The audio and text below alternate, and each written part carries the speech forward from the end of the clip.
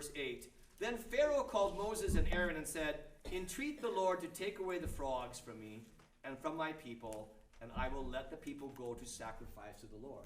So it looks like it's over. The first plague didn't work. The second plague works.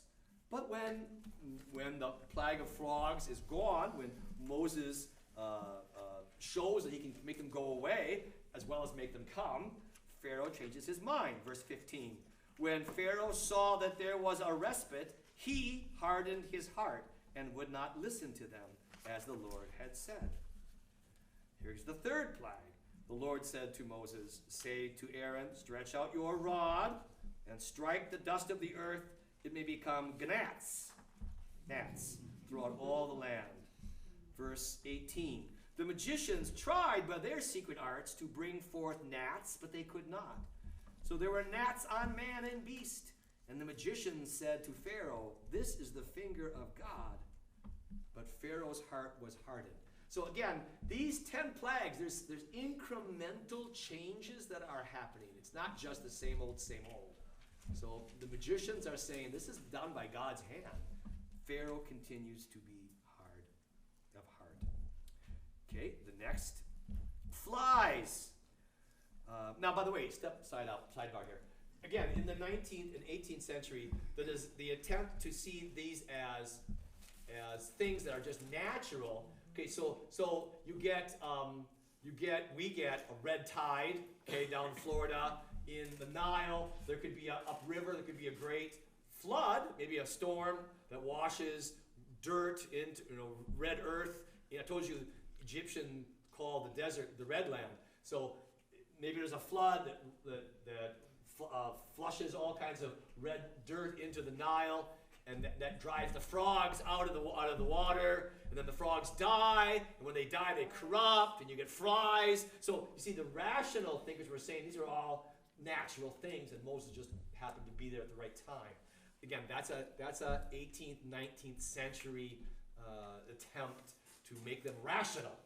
Well, that's not the biblical story at all. It's God who has control over these things. You'll still see commentators who make that claim that Moses there wasn't anything miraculous at all. It's just natural causes that Moses happened to get in front of at the right time. So anyway, the flies in chapter 8, verse 20 come on the scene. And look at verse 25. Pharaoh called Moses and Aaron and said, "Go, sacrifice to your God." So he gives permission, but he says, within the land. You can't leave the land. Moses said, "It would not be right to do so, for we shall sacrifice to the Lord our God offerings abominable to the Egyptians." Now Moses is playing Pharaoh here. Pharaoh says, "I'll give you what you want, but you got to do it on my terms. You do it here in Egypt." And Moses has this quick response. He says, "Well, we're going to worship things that are going to make you guys uncomfortable. Because the Egyptian pantheon of deities were all animals on human bodies. Okay? I don't know my Egyptian gods really well, but I can't remember any of them actually. Help me, guys. There's Horus. Horus is a falcon head on a human body. There's hippopotamus head on a human body. There's a jackal. That's the god of the dead. So the Egyptian pantheon was seen as a cross of animals and human beings. So Moses is playing with that, saying, we're going to sacrifice some things that are going to turn your stomach. We don't worship animals like you do. Okay? That's just Moses just kind of playing with Pharaoh. Verse 27. "We must go 3 days' journey into the wilderness and sacrifice to the Lord our God, as he will command us." Now, Moses knows they're not coming back after 3 days. So what's he doing here? Give the head start. Give us a head start. If Pharaoh will give us 3 days, we're going to be so far ahead of the game he can't catch up with us. So in a sense, Moses is lying. What verse was that? In a way, I'll acknowledge that. This is the whole thing here. He's trying to dicker with Pharaoh to get his people free. Yes, sir. It seems that the verse numbers you're quoting don't quite line up. Yeah. That could well be. I have the RSV, by the way. I have the RSV. Always stop me when that happens. It'll happen frequently. Because the RSV and the New American Bible do not always line up. I am sorry. Even the verses don't line up? Even the verses may not. And even the chapters sometimes may not line up. Oh, come on. Suck it up. Nobody said it's going to be easy. Am I in the ballpark? Am I a verse or 4 off? Okay. I'm in Exodus, right chapter. Come on, get off my back. Okay, play with me, work with me. All right. Chapter 8, the last verse of chapter 8 in my Bible reads, "But Pharaoh hardened his heart this time also and did not let the people go." I emphasize that again because that balance between God hardened Pharaoh's heart, Pharaoh hardened his heart. Yes, Steve? The term harden of heart, you just talked about for heaven, there's the same word to be serve and worship. Yes.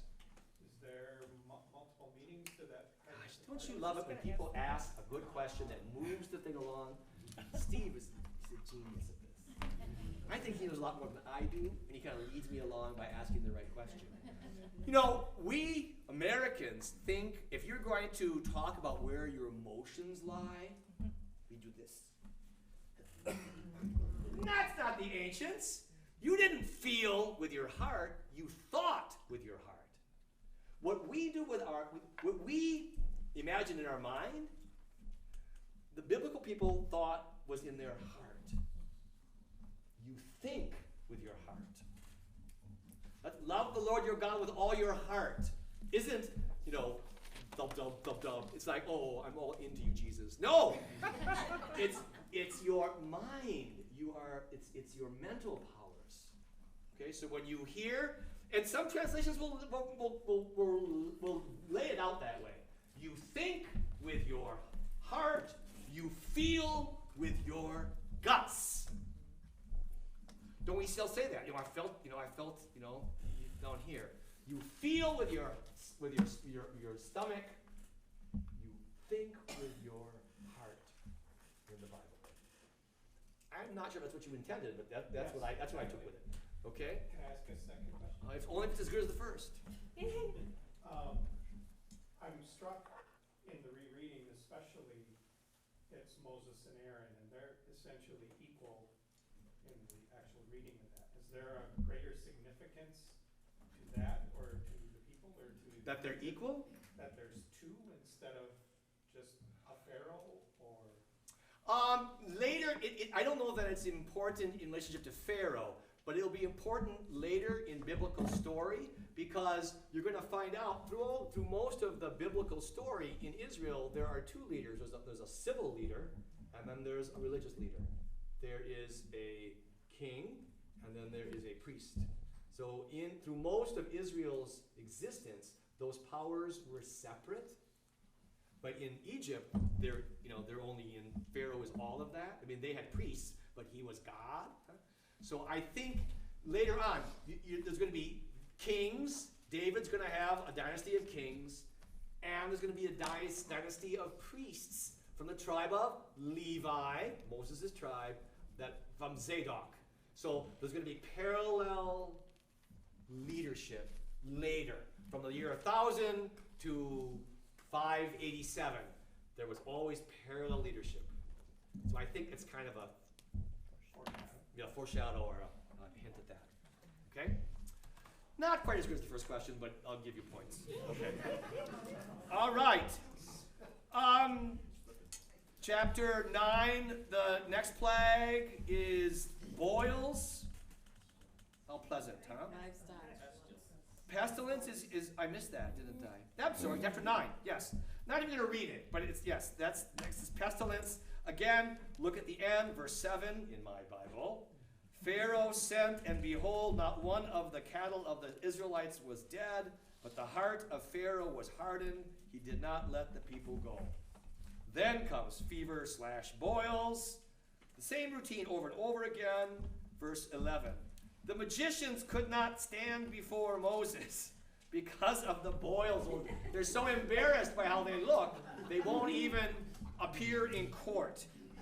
The boils were upon the magicians and upon all the Egyptians. But the Lord hardened the heart of Pharaoh. He did not listen to them. Then hail, chapter 9, starting with verse 15 is what I want you to look at.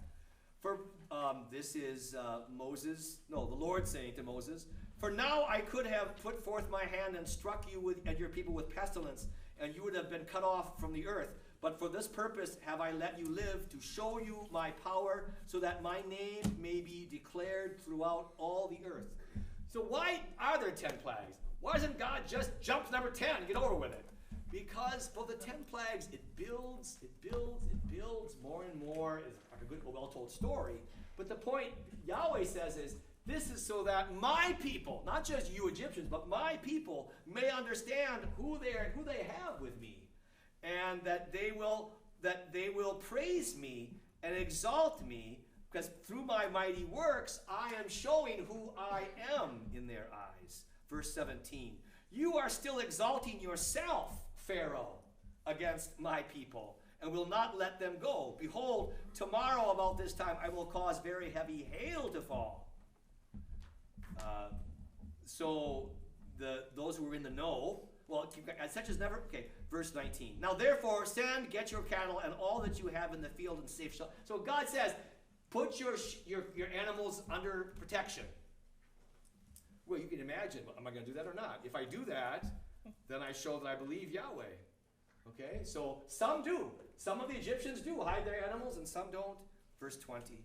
Then he who feared the word of the Lord among the servants of the Pharaoh made his slaves and his cattle flee into the houses. But he who did not regard the word of Yahweh left his slaves and his cattle in the field, and they were beaten to death. Verse 34. When Pharaoh saw that the rain and the hail and the thunder had ceased, he sinned yet again and hardened his heart. Chapter 10. Now we're talking real plagues. Real plagues, yeah. Then the Lord said to Moses, go into Pharaoh,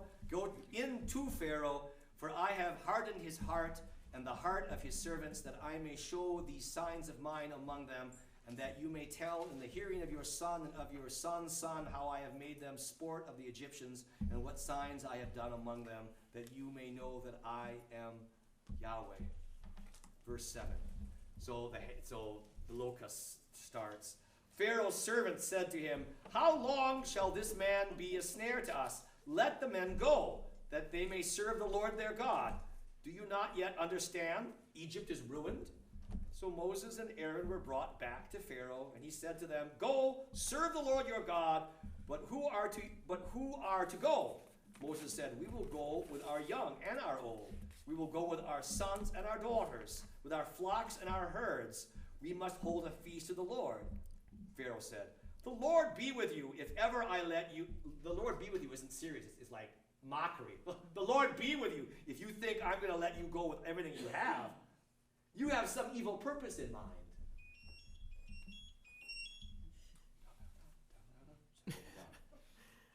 Sorry, that means nothing. It's noon. The Lord be with you if ever I let you and your little ones go. Look, you have some evil purpose in mind. No, go the men among you and serve the Lord, for that is what you desire.